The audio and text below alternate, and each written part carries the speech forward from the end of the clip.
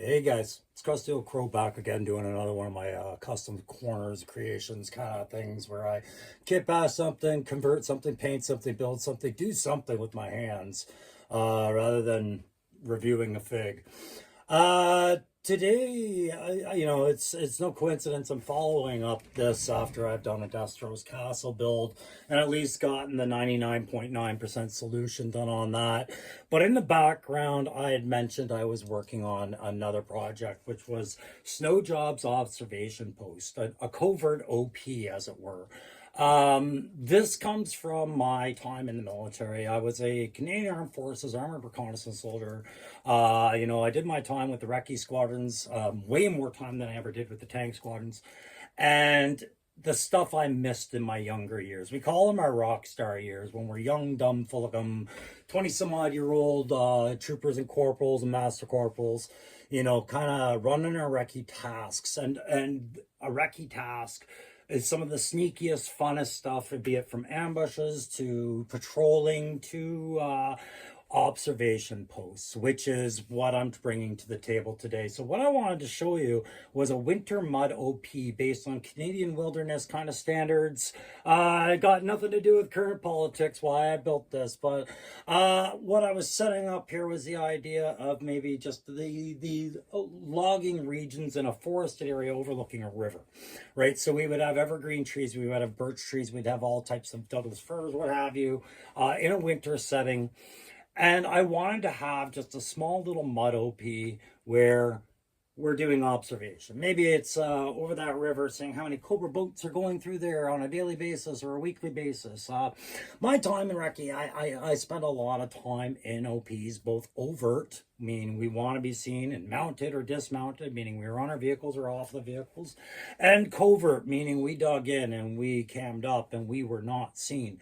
And the idea of doing a mud OP is always kind of every little boy's fantasy, build yourself a fort and hide.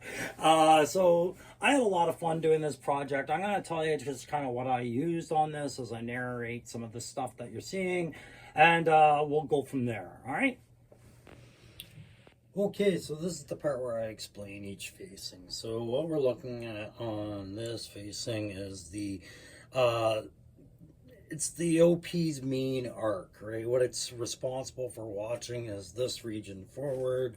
So it'd be, a bit concealment there. I've got to make sure I put some more brush up here, I think, or a cam net or something. But I have this piece of wood there that they would slide in to block that vision slot, if they needed to against the elements and things like that, or if they're vacating it and trying to hide it while they're gone. But there you got your little vision slot. And then because I wanted this to be the logging kind of feel, the deadfall up here would be part of that logging vibe, like just a lot of deadfall and everything like that. And they would utilize that to hide maybe some cam nets to protect them from the rain and the elements and things like that. And maybe a lot of light discipline. This wasn't up there. I just had this up there. Little pieces that I find in weird spots like dollar stores or thrift shops. That's listening and surveillance equipment I can use inside there. I just thought it was cool. I had it up there, but I'm going to take that off now because it wasn't part of my original plan. So what I used for all of this, as you guys can see in some of these pictures that I'm going to be popping up in the editing process, is again polystyrene. This time I didn't care to carve it so much. As much as place it, and I even used other cardboard to kind of economize how much of my polystyrene I was using because I'm running out. I knew I had enough to get this done, and maybe another piece to add on to it, which will be what this facing on the right side will be all about. So little other nods to places like Toys R Us or Michael's where you can get nice wildlife and things like this. I was using this as Sandstorm for my Dusty 2 conversion, but he looks really nice up there. All the plants I get from the dollar store, and then I just cut some of them down and, utilize some hot glue techniques to make little grasses and things like this.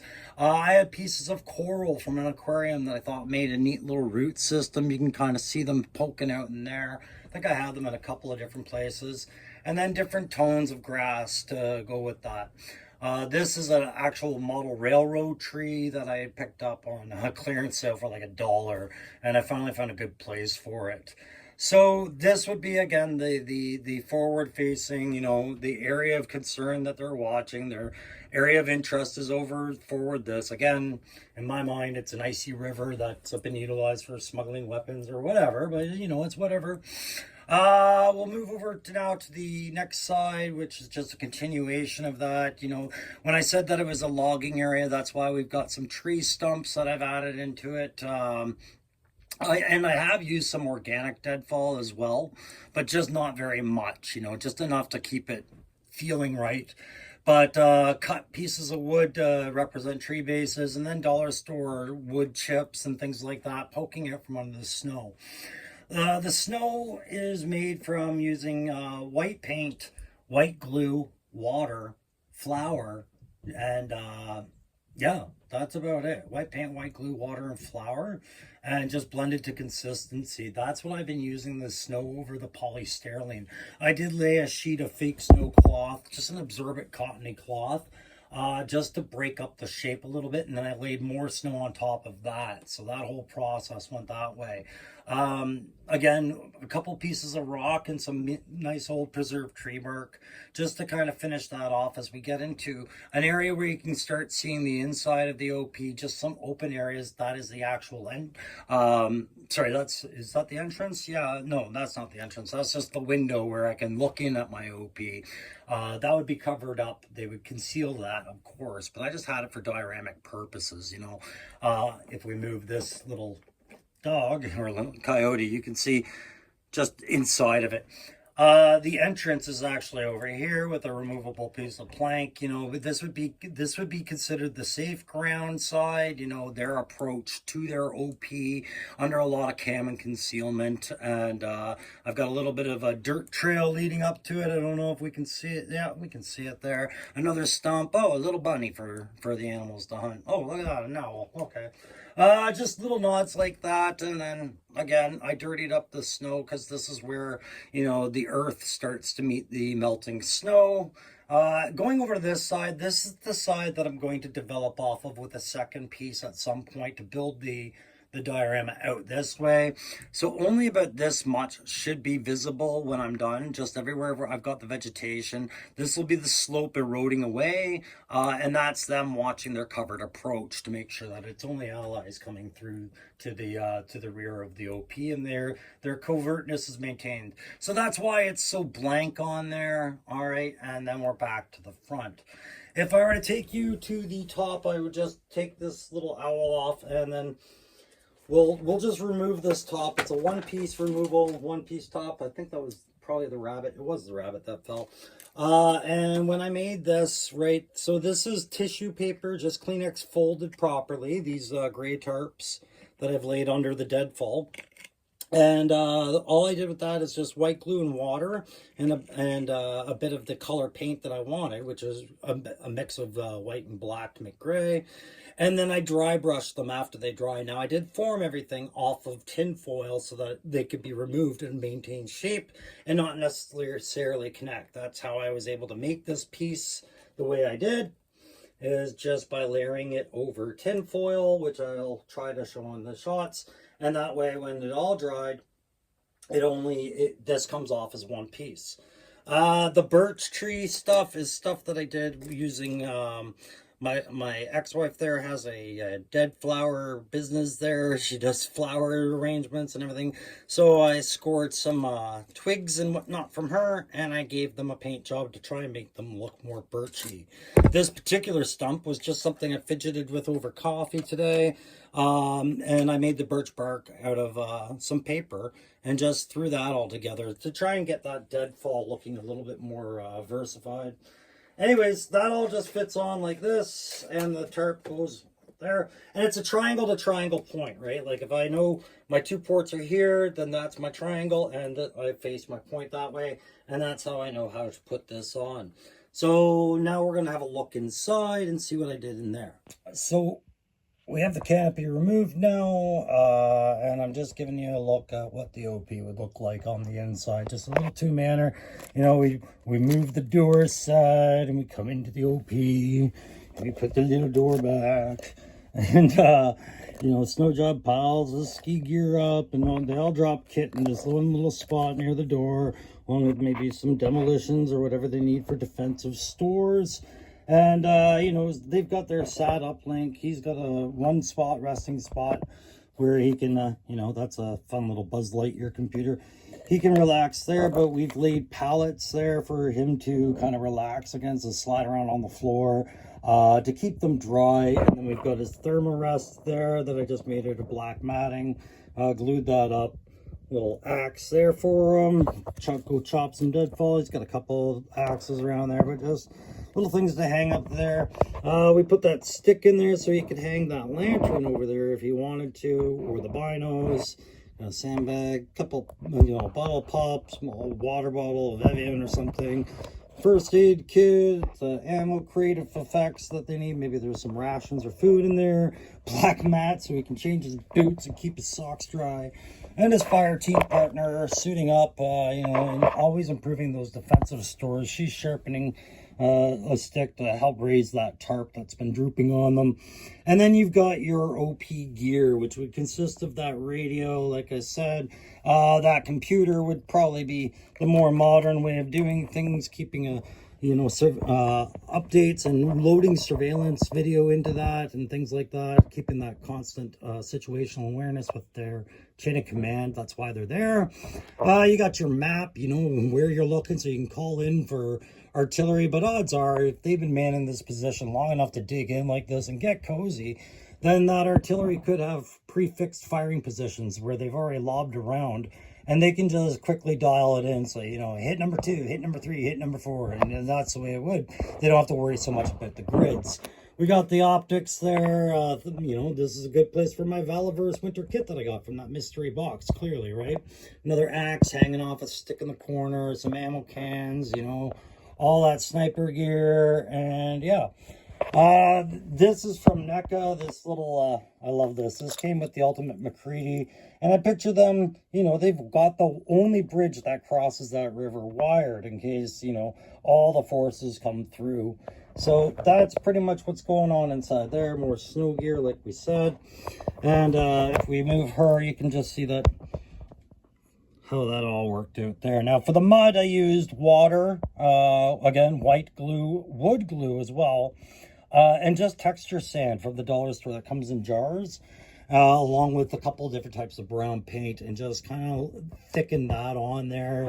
And it was just a balance of, you know, where does the snow meet the dirt? You know, this is a snow drift that they've dug out with some deadfall, building it up so that nobody would notice. You know, but you can see where the earth line would have been. And I would have pictured that depression already having been there. Maybe it's a sunken crater. Maybe it was an old animal den that dropped in on the top of the hill.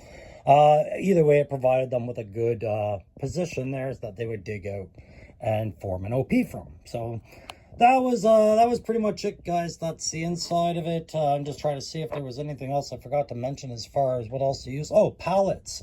Yeah, I make my own pallets just out of popsicle sticks and timber, but these, the ones that are all dirtied up and underneath everything, they are old Play School pallets I got from another thrift store find, or were they? Yeah, I think they were a thrift store find. Either way, I think they're from Play School or Playmobil or Brooder. More likely they're Brooder. I think they might have come with actually that forklift I've got. Either way, there you go, guys. That is pretty much the OP on the inside. As we turn it around, you can kind of see why I left that opening there. It was so that even just sitting on the shelf, I can kind of see inside that from 2 different angles, because it is going to be a display, right? I can put 2 to 3 figures comfortably into this, have them in a variety of poses. Maybe we've got a heavy machine gun going in this slot here, or maybe the sniper rifle is picking a target, walking up their slope over on the other side. Who knows? Either way, you also got places to maybe put, I don't know, a polar bear or some crap like that. Once that all comes out, and a couple of cobras, maybe a cobra bat or something coming on this side of the tree. Maybe it's detected that OB because it's a bat and it's got sensors. I don't know. But that's pretty much it for today, guys. That's the OP. We'll just slap that roof back on. Hopefully it goes as gracefully as it has been.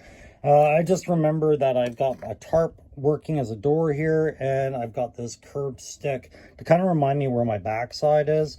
I carved out grooves in there, and certain sticks fit in certain grooves. So point towards the enemy. There you go. And that's on there. Did I get it centered? Pretty much. Yep. Just like that. Fits nicely. Again, I did all that using aluminum foil to just kind of set it and let the glue dry for the sticks and the tarps and everything, and then go from there. But that's the top. I like that I made it easy to lift on and off, and then I just detailed it a little bit with some more of that snow compound that I've been using. Now you can kind of see I had to dry brush the snow white back on. You can see kind of where that compound turned beige. I'm gonna have to touch that up, but I wanted to get this out for photography. I didn't think it would really show up that poorly. Or profoundly, I should say, and it didn't. You know, I don't think it would have been noticed if I hadn't drawn eyes to it right away. But there you go, guys. This is my Covert winter OP for snow job. We'll throw some pics up, we'll do some editing, and we'll get this up and count this one as done. Now, this is only one part one of this video, but there may be a follow-up video that sees me trying to work this thing up on an upper shelf on a background that maybe would show the thing that the OP is watching, somewhere where I can put my other winter Cobra troops. But this has made more than enough room for Snow Job and all his kit and what few winter friends he has, such as Alpine and an underdressed Quick Kick, or a 60th anniversary soldier who thought to dress for the occasion. Anyways, guys, thanks for watching. Don't forget, if you like these videos, like, share, subscribe. It's all free. It really helps me out. And I'll be posting random stuff like this, along with my reviews of, you know, Marvel figs, G.I. Joe figs, and any other figs I pick up.